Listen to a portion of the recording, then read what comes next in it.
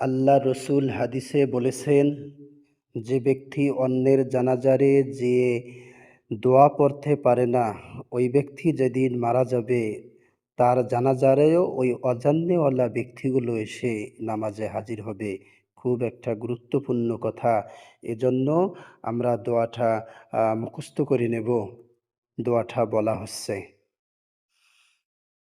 اللهم اغفر لي حينا وميتنا وشاهدنا وغائبنا وصغيرنا وكبيرنا وذكرنا وأنثانا. اللهم من أحييته منا فأحيه على الإسلام، ومن توفيته منا فتوفه على الإيمان.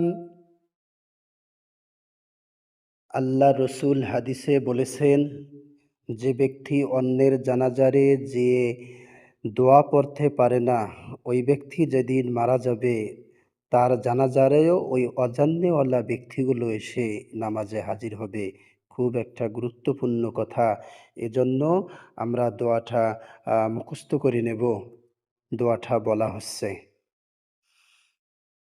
اللهم اغفر لي حينا وميتنا وشاهدنا وغائبنا وصغيرنا وكبيرنا وذكرنا وأنثانا.